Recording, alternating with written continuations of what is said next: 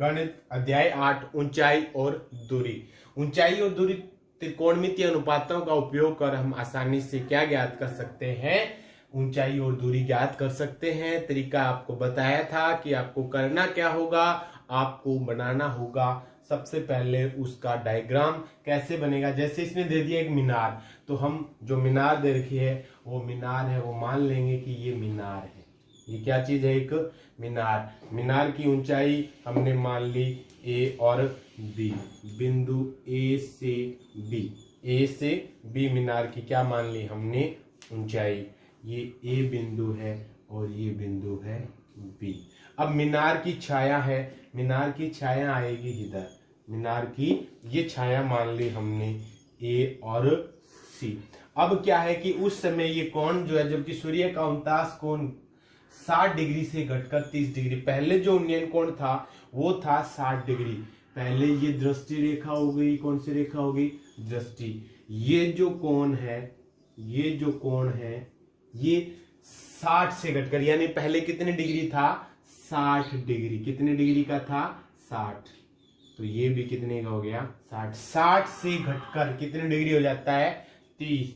ये छाया बढ़ जाती है, कितनी बढ़ जाती है, 40 मीटर छाया है वो बढ़ जाती है। ये हमने मानी थी मीनार, और ये बढ़ जाती है। और कोण जो है, ये जो कोण है, ये जो कोण है ये 60 से घटकर कितना हो जाता है, 30 डिग्री का। और ये बिंदु मान लिया आपने डी। अब देखो बिल्कुल आसानी से इस क्वेश्चन को आप हल कर सकते हो। हम करेंगे क्या, माना मीनार की ऊंचाई, माना कि मीनार की ऊंचाई, मीनार की ऊंचाई, मीनार की ऊंचाई पूछी है, हमने मान ली ये एच मीटर। कितनी मान ली, एच मीटर। और ये है ए बी, क्या मान ली, ए बी, एच मीटर। उसी तरीके से पहले छाया की लंबाई, पहले छाया की लंबाई, पहले छाया कितनी है, पहले मान लेते हैं ए सी बराबर एक्स मीटर।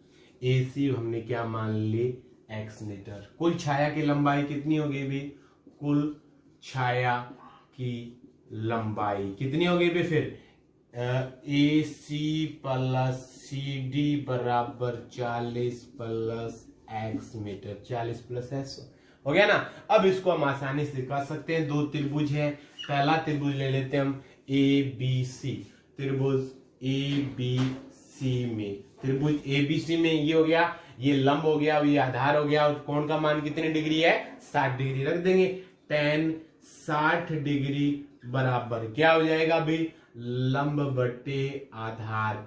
और tan 60 कितना लेना है हमें, tan 60 डिग्री, tan 60 है उसका हम मान ज्ञात कर लेते हैं। tan 60 का मान होता है √3, tan 60 √3, tan 60 डिग्री का मान होता है ना। तो हम रख लेंगे यहां √3 बराबर h बटे x, वज्र गुणा करेंगे आपस में तो h बराबर आ जाएगा √3x।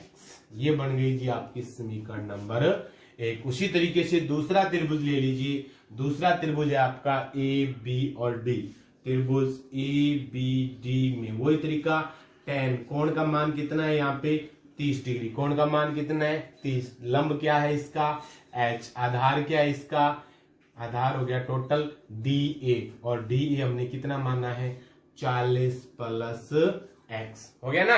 अब देखिए tan 30 का मान होता है 1 बटे √3। कितना होता है, 1 बटा √3 रख देंगे tan 30 का मान। और ये हो गया h बटे 40 प्लस में x, वज्र गुणा करते हैं तो ये हो गया हमारा, हल करेंगे इसको, h √3 बराबर 40 प्लस में x हो गया ना। और h की जगह हम कितने रख सकते हैं भी, √3x। क्या रख सकते हैं, √3x आया था ना समीकरण 1 में। h की जगह हमने क्या रख दिया, √3x इंटू √3 बराबर 40 प्लस x हो गया ना। बराबर 40 प्लस एक्स। हल किया, √3 को √3 से करेंगे, 3x बराबर 40 प्लस एक्स। एक्स को इधर ले आएंगे तो ये हो जाएगा हमारा माइनस। क्या हो जाएगा हमारा माइनस। ठीक है, तो इस तरीके से आगे हल करेंगे। ये 3x हो गया, 3x माइनस एक्स बराबर 40, 2x बराबर 40 और x बराबर आ गया 40/2 यानी 20 मीटर। ये जो दूरी है ये आपकी आ गई हमारी कितनी, 20 मीटर। कितनी आ गई, 20 मीटर। अब देखो आया ना समीकरण, h बराबर होता है √3x, तो रख लेंगे h बराबर √3x, है ना।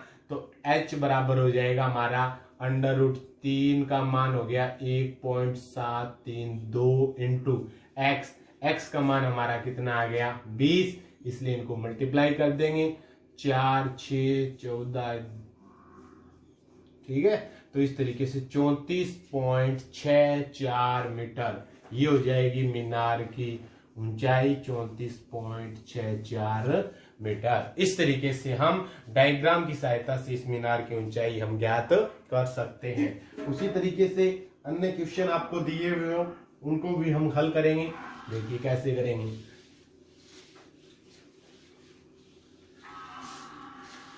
जैसे क्वेश्चन नंबर 1, पर्वत के शिखर से पूर्व की ओर स्थित दो बिंदुओं से शिखर का अवनयन कोण 30 और 45 डिग्री है। ठीक है, ये एक पर्वत के शिखर से पूर्व की ओर स्थित, यानी ये एक पर्वत है। ये क्या है, एक पर्वत के शिखर से दो बिंदुओं के शिखर का अवनयन कोण 30 डिग्री और 45 डिग्री है। दो बिंदु हमने ये मान लिया ए और बी, और ये नीचे स्थित दो बिंदु है। ठीक है, ये हमने मान ली ए और बी। दो बिंदु मान ली हमने, एक सी है और एक बिंदु मान लिया हमने डी। एक तो मान लिया हमने सी और एक मान लिया हमने डी। अब इनके जो कोण हैं वो कितने कितने डिग्री के हैं वो देख लीजिए। ये बिंदु सी है और ये बिंदु डी है। ठीक है, अब कोण कितना बताया इसने, और पूर्व की ओर से दो बिंदुओं के शिखर का अवनयन कोण 30 डिग्री और 45 डिग्री है। अवनयन कोण, ये जो कोण है इसका कोण कितने डिग्री का है, टोटल ये कोण है 30 डिग्री का। ठीक है, ये 30 है तो ये भी 30 डिग्री का। 30 डिग्री और 45, ये जो कोण है इधर आ रहा है इसका, ये पूरा कोण ये कितने डिग्री का आ रहा है, 45। तो ये भी कितना हो गया 45, और इनके बीच की दूरी है 1 मीटर। कितनी है, 1 मीटर, 1 किलोमीटर। कितनी है, 1 किलोमीटर। तो पर्वत की ऊंचाई मान ली हमने h और AC मान लिया आपने x। अभी क्वेश्चन किया था सेम उसी तरीके से हो जाएगा, ज्यादा अलग से कुछ है नहीं। हम करते हैं त्रिभुज, क्या है, एक त्रिभुज ले लीजिए जैसे ACB। त्रिभुज ACB में देखिए tan का मान हो गया 45 डिग्री। tan 45 डिग्री बराबर लंब h बटे आधार का मान क्या है, x। लंब का नाम रख दोगे AB बटा AC, यानी tan 45 का मान होता है 1 बराबर क्या हो जाएगा अभी, 1 किसके बराबर हो जाएगा, 1 बराबर हो जाएगा h बटे x, यानी h बराबर हो गया x। ये आपके मन में समीकरण नंबर 1।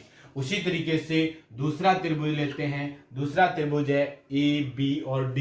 त्रिभुज AB और D में वो है tan कोण का मान कितना है 30 डिग्री। लंब का मान क्या है AB, आधार का मान क्या है AD, आधार का मान क्या है A और D।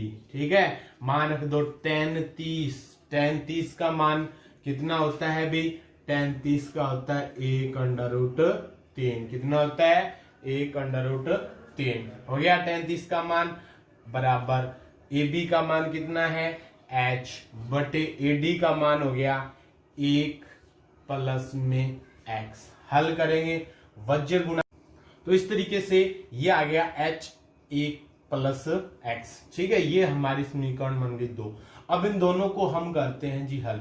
आगे हल और करेंगे इसको, तो ये आ गया वज्र गुणा की h/√3 बराबर 1 प्लस x। अब देखिए h का मान क्या है बराबर x। समीकरण 1 का मान रखने पर, समीकरण 1 का मान रखने पर समीकरण 1 का मान रखते हैं। a में h की जगह क्या रख सकते हैं, x। तो ये आ गया x अंडर रूट 3 बराबर 1 प्लस में x। हो गया ना, 1 प्लस चर और h एक तरफ किया, x under root 3 minus x बराबर 1। इसको आगे फिर हल करेंगे, तो फिर देखो क्या आ जाएगा, x आ गया इसमें कॉमन, x क्या आ गया कॉमन, दोनों में बच के आ गया भी, यहाँ पे अंडर रूट 3 माइनस 1 बराबर हो गया 1। और फिर x बराबर क्या हो गया भी, x बराबर हो गया 1 बटे अंडर रूट 3 माइनस 1। हो गया ना। अब नीचे अंडर रूट संख्या आ रही है, हर का प्रेमीकरण करेंगे, अंश और हर को अंडर रूट 3 प्लस 1 और अंडर रूट 3 प्लस 1 से क्या कर देते हैं, गुणा करेंगे तो देखो ये क्या आ जाएगा, इन दोनों को गुणा किया, अंडर रूट 3 प्लस 1, ये हो गया a minus B into A plus B. a minus B into formula लिख देंगे संकेत के अंदर कि अंडर रूट 3 हर को दोनों से गुणा करने पर, और उसी तरीके से आ जाएगा, यानी a minus B into A plus B बराबर होता है a square minus B square. तो under root 3 a minus B और a प्लस बी, ये हो गया अंडर रूट 3 का स्क्वायर माइनस 1 का स्क्वायर, ये हो गया अंडर रूट 3 प्लस 1 बटे 3 माइनस 1, यानी ये हो गया अंडर रूट 3 प्लस 1 बटा 2, और अंडर रूट 3 का मान होता है 1.732 प्लस 1 बटा 2। दोनों को जोड़ा, 2.732 बटे 2 का भाग देंगे तो 1.366 किलोमीटर। h का मान आ गया हमारा, ये x का मान क्या आ गया हमारा, x है ना, x का मान आ गया ये, ठीक है। तो ये दूरी आ गई 1.366 किलोमीटर, और h बराबर क्या है, x। अब h का मान अगर, x का मान अगर 1.366 है तो h का मान यानी पर्वत की ऊंचाई भी कितनी हो जाएगी, 1.366 मीटर। इस तरीके से हम कोई भी ऊंचाई और दूरी ज्ञात कर सकते हैं इन डायग्राम और त्रिकोणमितीय अनुपातों की सहायता से।